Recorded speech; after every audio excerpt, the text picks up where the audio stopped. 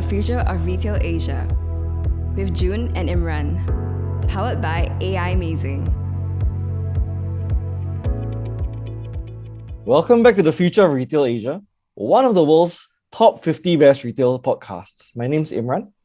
And I'm Jun. Today, we have our first guest from the Philippines, Chris Fong. Welcome, Chris. Welcome. Thank you. Thanks for having us, Chris. Chris is currently the CEO of M2Cash Corporation.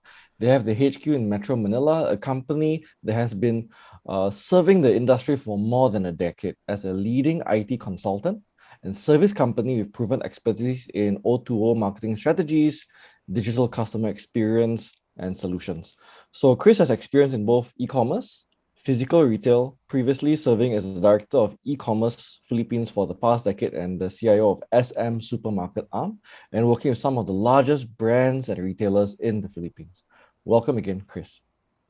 Yeah, I think we are very excited to have you on our show, right? And very, very excited to discuss the retail industry in the Philippines.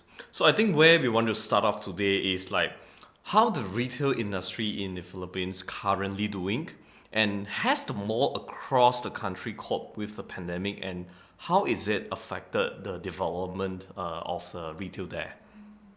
Well, very much like the other countries within the ASEAN region, everyone's gone digital, as we know now, because of the pandemic. So a lot of them have opened up their e-commerce stores. They've started working with delivery aggregators, and also a lot of other initiatives with regards to going digital, just to avoid face-to-face or human contact. So we've seen this with even as small as SME companies all the way up to enterprise. And it's interesting now because you see a lot of enterprise companies, their CEOs are coming out and really leading the charge on this one. You can see them being quite active on Facebook or Twitter, trying to promote their new channels themselves, since they're not doing much as well at home. So it's quite interesting to see the dynamic on how all these companies decided to reinvent themselves and go on to the digital platform, especially for brick and mortar. I don't think that traditional companies in the past for the brick and mortar have tried. The Philippines is quite known to be traditional. And so a lot of these, especially the retailers, brick and mortar retailers, they're quite happy with their footprint all across the country. But what do you do when suddenly customers can't come to your stores and they're not as techy or as familiar with technology themselves? So a lot of them rely on their next generation and outside consultancies or digital vendors to help them with that migration.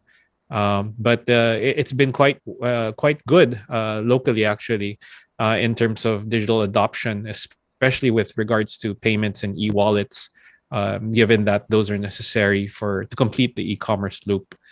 So yeah, I think this pandemic has really brought that about in all aspects. But traditional retailers, we've seen some also fold up because they just didn't know how to do that digital transformation and just decided to call it quits. But for those larger ones, they have no option but just to really ride that wave, that digital wave. Yeah, great sharing. So I think it's been referred to by many people as COVID being the chief innovation officer for many enterprises. Right. Where, like you That's said, right, it's really forcing everyone, even the CEOs, to come out and make a lot of statements. I think it ties in very well with the question I wanted to ask, which is, do you see any specific technology adoption in the Philippines in particular? So I think what's common that we see throughout various countries and stakeholders we talk to is the waves of the COVID, the waves of the restrictions and lockdowns, the waves of the reopening, the waves of a lot of experimentation, right? Some of the retailers or some of the malls may be going into things like experimenting with e-commerce sites. Like you said, some of them are going with digital wallets, digital payment, contactless. Some are looking at things like click and collect, hybrid kind of delivery, click and collect, experiential, in-store retail. But in the Philippines specifically, right? Did you see any specific direction of adoption in specific technologies or strategies?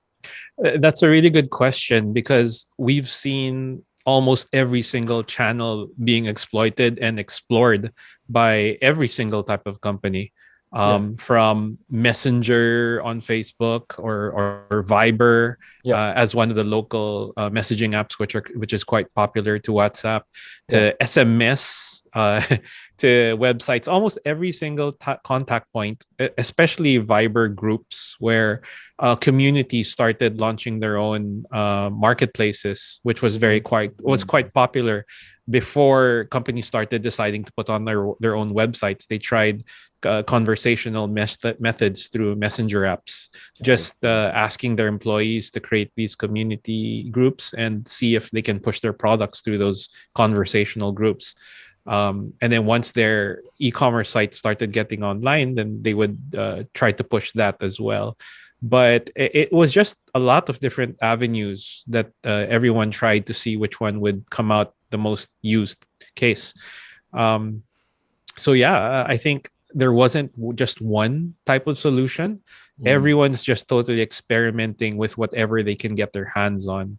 But the number one would be always the shopping cart. So I think that would be Shopify platform that everyone just went crazy on to bootstrap themselves and get their stores up and going, whether it be through a mobile phone or through a desktop browser.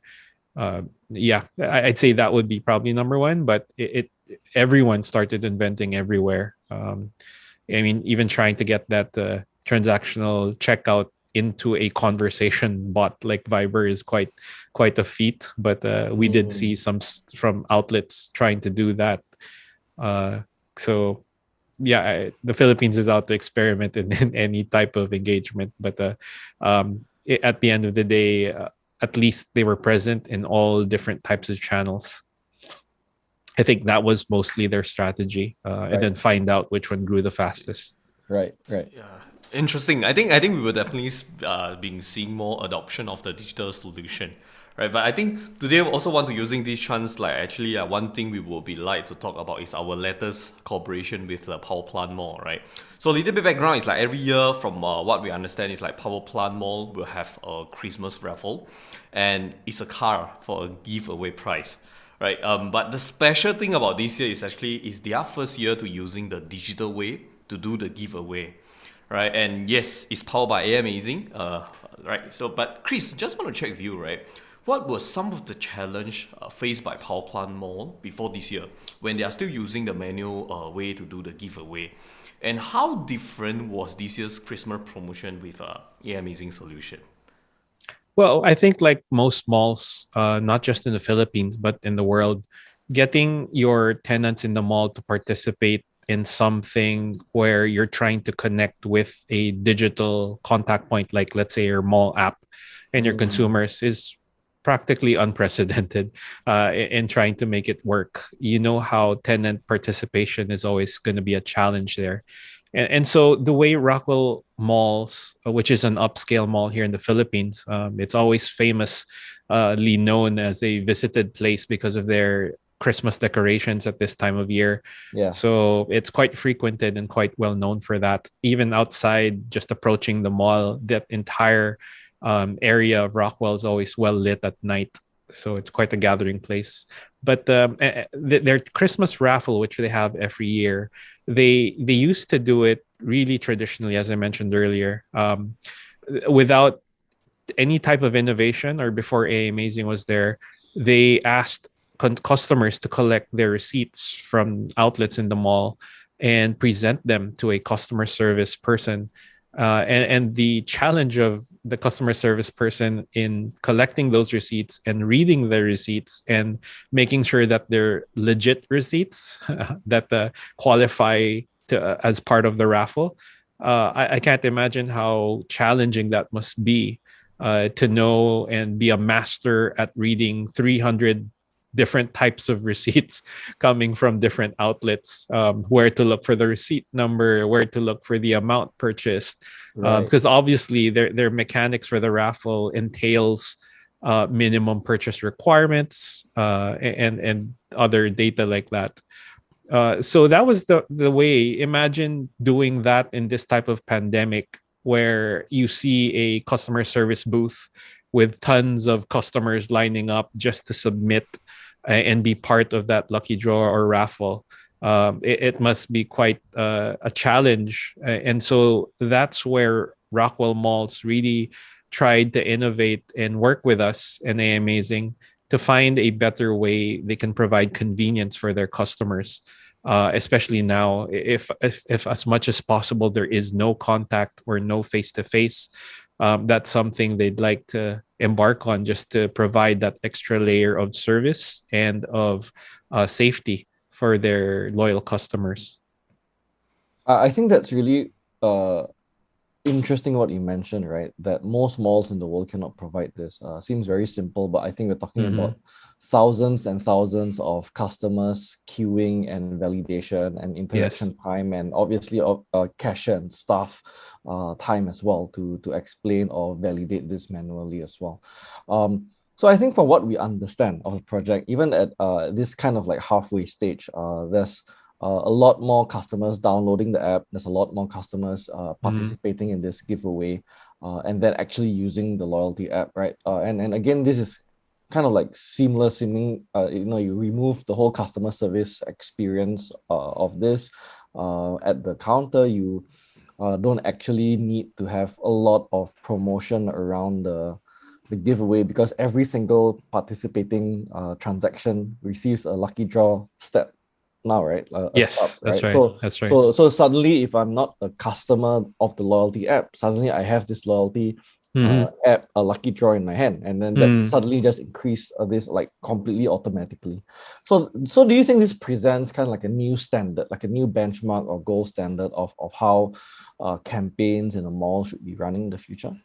Most definitely. I think from the data standpoint alone, we're seeing a lot of real-time data. And in the traditional method of reading the receipts and qualifying them by hand and by eyes, you're not able to really input that data right away or capture that in the most accurate method. So right now, we're able to see all of those transactions in real time, be able to make sure that it's accurate and reliable. So doing so, it has proven a lot of benefits in the area of knowing which stores or outlets are doing quite well and which areas of the app also works well with customers in terms of engaging with the receipts and that particular raffle stub, which is used inside of the Rockwell app to earn the points. Right. I see. Yeah. So I think like a lot of I think like we just now mentioned about a lot of like benefits about like implementing the loyalty program and then the real time like lucky draw raffle and everything, right? But we know that a lot of our audience is actually from retailer side. I think they're also very curious about like what will be the like challenge for a mall, especially now we already have a project running in the Philippines. So there will be the mall phase when they're trying to implement a digital solution in a shopping mall, a whole shopping mall. So I just wanted to check with Chris, right? So what do you think are some of the common problems that will be faced when a shopping mall adopting a digital platform, and how they are able to overcome this problem? I think that's an age-old problem, which we're very glad to solve together with Aimazing. I myself used to work with a large group of companies. That was the largest mall developer here in the Philippines, and we were working with. We were one of the flagship stores as the supermarket. So the age-old problem really is, how do you connect all your outlets in a manner where everything is real time as far as purchase data, so that you can execute just like an e-commerce store where you have all these 12, 11, and last minute events where you want to trigger something in real time. E-commerce, of course, is really easy to do it because it's just a click of a button and it's all on customers' phones. But how do you do that with brick and mortar stores who have antiquated or really legacy POS and store systems? How do you bridge the gap between that and the fast-paced consumer? So that's where we come in. That's actually our company's motto in bridging the gap between retail legacy systems and fast-paced consumers. So I think malls really are faced with that large challenge of converting them and getting outlets and tenants within the mall to participate in something digital.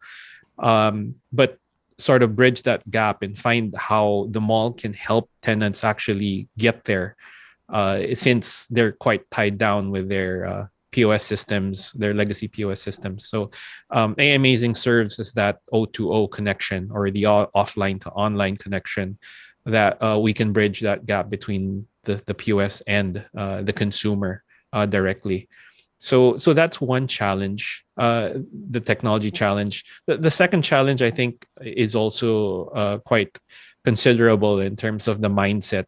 Now that you have the technology and the innovation to now connect these stores or outlets with the consumers, I guess sometimes there is some of that fear in terms of being able to now have that real-time connection between the outlets and the malls and the consumers. So I think that tenants need to understand that the malls should also be able to properly get the tenants to participate in something that is mall driven. So just like the Rockwell example, they had to talk to all their tenants and tell them that they wanted to run the raffle now in a different fashion, where it's more digital and it's more interactive with customers through the Rockwell app and using the existing store receipts at that. So malls, I think, will now be faced with tenants who may, again, who are quite traditional, and they need to do that added step of explaining how it actually works, how it will benefit everyone, so that there isn't that fear of innovation and of this digital execution that they is quite new to them, but still remaining quite traditional in the sense of making it work. There isn't any fancy or complexity to it. It's really just plug and play, and it works immediately. So I think with the Rockwell project, that's proven itself in terms of the compatibility and just making it as simple as plug and play and working right away. So I think that really helped us move quickly to execute the whole raffle and digitize it instantaneously. I think that was a very good summary, or in terms of the spirit, right? You were sharing that your ethos is to connect legacy malls, legacy retailers, and their systems with fast-moving consumers. And I think on our side with Aimazing, we are always thinking around how do we give shopping malls the ability of e-commerce decision making and data. So I think that kind of like very, very sweetly explains why there's such a great synergy in terms of how we think, because it's two sides of the same coin, right? Right. I think there's one other interesting case study that we would love to discuss with you. There's one of the largest pharmaceutical brands in the Philippines that we're working with together as well. And this campaign, a consumer buys a certain product in a pharmacy, and they claim a free burger. And this is completely seamless as well. Sounds simple enough on paper. Could you share a bit more about this campaign? What's so special about it? Right. It's so ironic that it's so simple, but there's a lot of complexity that goes on behind it. So just like the Rockwell project, this new project we have with the largest pharma here in the Philippines, it is basically automating it or digitizing the whole thing, again because of the pandemic and because it's so hard to also find good work or help with the uprise in employment, and not being able to hire a lot of people, or people also being let go quite frequently during the pandemic. So automation is something that's helped retailers. So for this pharma company, they wanted us to embark on a project to sort of automate their promotional campaigns, which traditionally has always been done manually through, again, a booth, what we call traditionally here a redemption booth. So customers who have their purchase receipts would either take a picture or present it to a person who's been in the customer service booth, and then they get their reward from that, usually an umbrella or a free milk or something like that. Um, so that's the traditional way of doing it, and you can just imagine how these redemption staff have to memorize a ton of different mechanics from multiple schemes or multiple promotional campaigns throughout the supermarket or the drugstores, for example. So this pharma company worked with some drugstores, and they wanted their products to be rewarded on the receipt. So when you do buy any of their participating products from the promotional campaign, customers can immediately see them reflect on the receipt, and they can use that to claim at partner stores outside of the drugstore or outside of that retailer, to claim that free burger that you were mentioning. It was quite convenient because there was always one of these burger shops that was really close to any of the retailers, because we worked with the largest chain here in the Philippines. So that allowed a really automated way where customers can immediately buy, get rewarded instantaneously without that added layer of having to do another face-to-face and wait in line again at the customer service just to claim something. This way, they can leave immediately out of the store and then claim it at their own convenience in a store nearby. Yeah, and this is without any human interaction, right? So Yes, I think yes.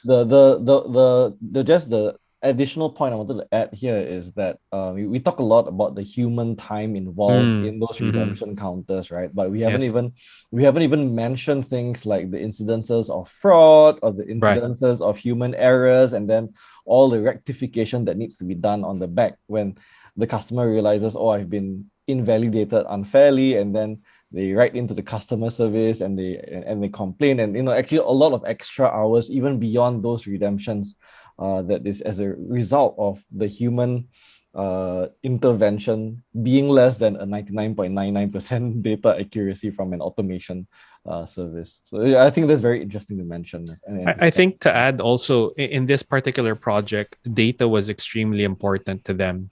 They wanted to react immediately, because we of course we enabled several retailers and drugstores, and these retailers, there were more than 10 that had different POS systems or store systems, which wasn't really a problem, since Aimazing sort of normalizes all of that in order to make it unified execution. But data was really important because they could quickly react to any store that seemed to have a low turnout or a low redemption from the campaign, and be able to react to that and provide, let's say, extra promotional materials or a social post just to help boost that particular store's performance on the campaign. So for example, one thing they've also benefited, aside from seeing that reflect in the system immediately, was also being able to move around the premiums or the rewards for the customers. So if they did see a high take up in another store, they would move the rewards or the premium items from the non-performing store to the high-performing store, just so that it doesn't run out. So that's something they can't do if it was the traditional physical inventory. One thing we employed here was we weren't stacking up on free umbrellas in every store. We also digitized the rewards that we were giving out to the customers. So given that the rewards were also digital, we were also able to manage it quite dynamically, without, of course, incurring logistical costs of the traditional rewards. Sounds like magic, man. Pretty much. If I remember correctly, is like the brand told us, like, if they want to react to some campaign, they need to take about 3 to 4 months. That's to right. React for that campaigns, right? But now, like when Chris mentioned about like they can react in real time. That's right. Yeah. So and they can load up. They can load up on several campaigns all at the same time. Unlike in the past, when they were doing it through the of course the manpower route, you can only memorize so much. You can only memorize a few products and a few schemes. But this brand had several schemes, more than 10. that they wanted to run at the same time with all different types of mechanics, like buy 10 get this something free, or buy 20 and get free, or buy a combination of this one and that one and get something for free. So a normal human can only go so much in terms of knowing which ones. So So this again, really helped out. Yeah. so on this point, it's really only possible once you completely automate this process. Mm-hmm. You're able to have a system that's unified and you can scale it up.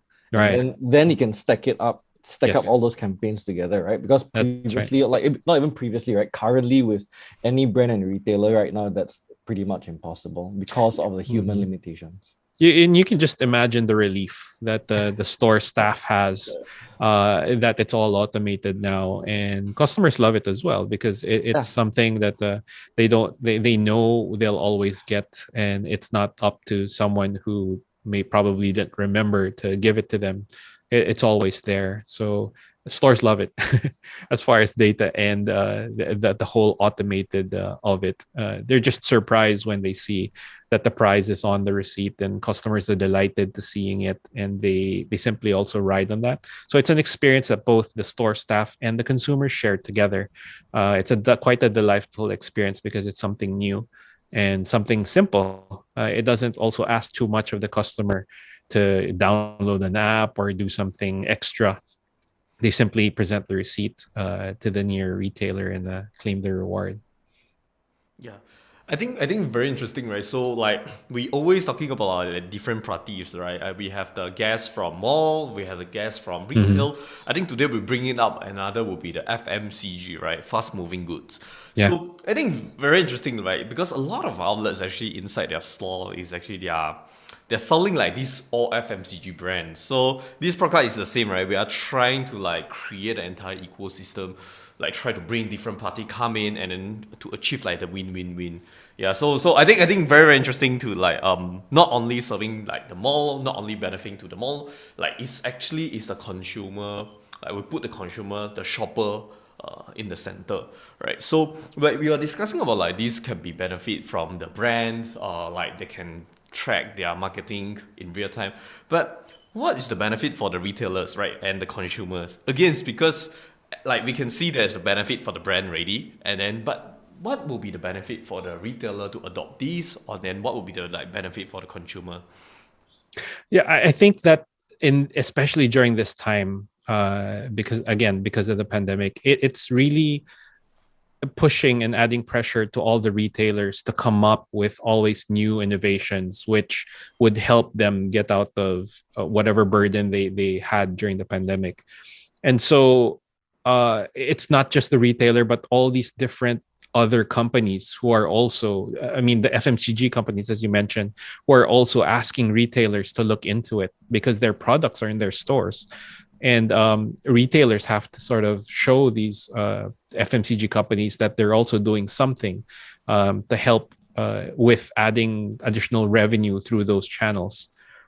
So yeah, I think that these retailers, they have to really show vendors that this innovation, like Aimazing, really helps offload the number of not just promotions, but the number of activities.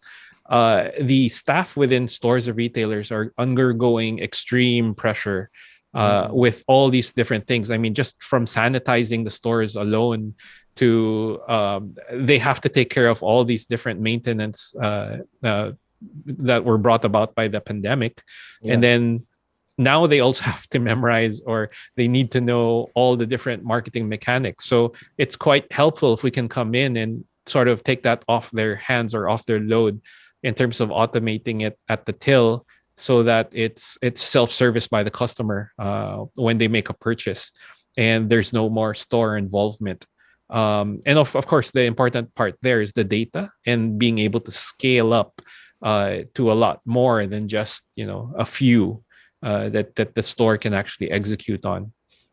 Yeah, so it's like completely taking away this reliance on human capacity. Right. I think that people, of course, need to attend to people, Yes. more urgent tasks, Yeah. more sanitation and everything else. but leave all this mechanical promotion mechanics to the automated system to do. In that regard, it's helping sales because there's incentives for the customer.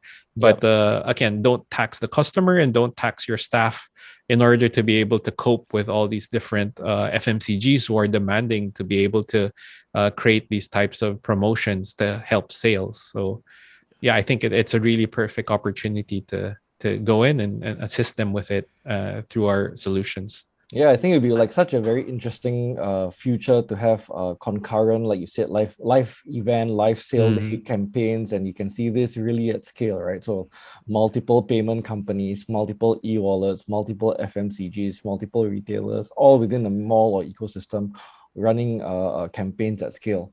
Really enabled by something like this, like without the cap or ceiling of that human capacity. That's right. Sorry, Jun, back to you.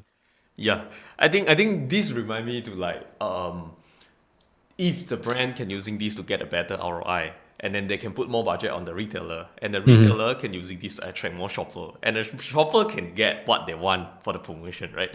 So I think this will be the entire very good circle and a very healthy circle that like, because the brand now, they can, like Chris keep mentioning about the data, they can using the data, they can react more faster. Because they can react more faster, they can put more budget on the retail side, and then retailer will feel more happy because they can differentiate with other people from other retailer, right? And then the shopper also very happy because I go to this retailer and then I can get the special gift. So I think that will be a very, very interesting and very like healthy ecosystem, healthy cycle. Yep. Yeah. So I think it's time for the closing questions. Chris, you have one mall manager in front of you and you have one retail manager in front of you. What is one piece of advice that you give to each of them that's different to each of them? Well, I think that they need to know their customer, number one, because that's who they're trying to convince and engage on.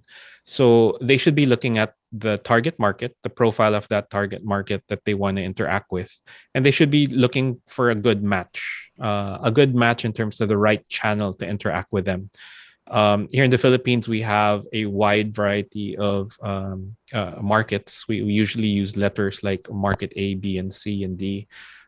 Being the more affluent in the market A and B. So you need to know what channel to properly engage them on. And of course, for the lower end markets, you need to know which technologies to use because there isn't much technologies that they're also accustomed to. So being able to have that wide range of innovation and non-innovation, I guess, maybe innovating with traditional methods and innovating with more newer technology. You need to have that at your disposal so that you can match it with the right market that you're trying to target at. So whether it's your customers have the ability to go from offline to online, or if you have your target markets are just used to offline, then that pharma project that we did where it was offline to offline, we didn't ask the customer to download an app. We didn't ask them to go to Facebook or anything like that. That worked out really great because it matched that profile. So that's one thing I would tell the retailer and the FMCG brand. Know that market, know what works for them, and don't be limited just because everyone's creating an app. It doesn't mean that's your only choice. I think it's more about awareness and knowing. And I guess that's the reason why we're on this podcast, so that people can also be more aware that you're not stuck with just those types of engagement. We can actually do these types of things on your existing systems and your existing materials that you use every day with your customers. But of course, connecting it in a different way with a twist. So they also need to look at the right reward and incentive. Learning from those projects, we do know where to engage them. So the touch point was the receipt. And the next part was, what would they want to get out of it? So we needed to make sure that from the portfolio, which we have locally, because we also have a not just enabling merchants with their receipts, but also enabling merchants with digital coupons and digital vouchers. So that's something we also have as one of our offerings. So what we call it the electronic gift certificate or the e-gift. So basically matching the right reward also for the right audience really works, because that sort of incentivizes them, and we make it easy because it's digital, for them to claim it also with convenience. So at the end of the day, I think those two things, the right touch points and the right rewards, would definitely lead to a successful promotional campaign. I see. And our last question, like, do you think the physical retail can remain king? Yeah, I think the physical retailer will always remain king. I think that what digital brings to the table is just additional information. People go online to research, to know more about the product, but how do you replace touching the product? How do you replace the smelling of the product? I don't think VR or any of those technologies would be able to replace it. It's just like, my analogy is with my son and him attending online distance learning. All of us still want our kids to go back to school because there's just so much that they're missing out on. And it's the same with retail experience. There's so much senses that the human body needs to experience, in terms of delight and the experience of shopping, that you're never going to get that's just online. I think for the basics, you can go online for, but for that added experience that you'll never capture through a screen or through a phone, I think that's where, of course, the traditional retail will always have it all. And I couldn't say that better. I wish we could carry on. I think we could carry on for a long time if we wanted to, but that's all the time we have for today. It flew past. Chris, thanks for joining us on the show. Thanks for having me. And for the viewers, if you have any questions, especially regarding to the Philippines market, or if you're thinking about looking at the under the hood systems, automation, right, that Chris is talking about for your retail brand, for your FMCG, for your mall, in the Philippines or even in the region, please submit your questions to us on our socials. We'll obviously pass it forward to Chris, who will be very happy to discuss this or answer your questions as well. And with that, stay tuned to the next episode. Thank you. See you soon. Thank you. How will retail change post-pandemic? Download the Future of Retail white paper from our website, aimazing.co.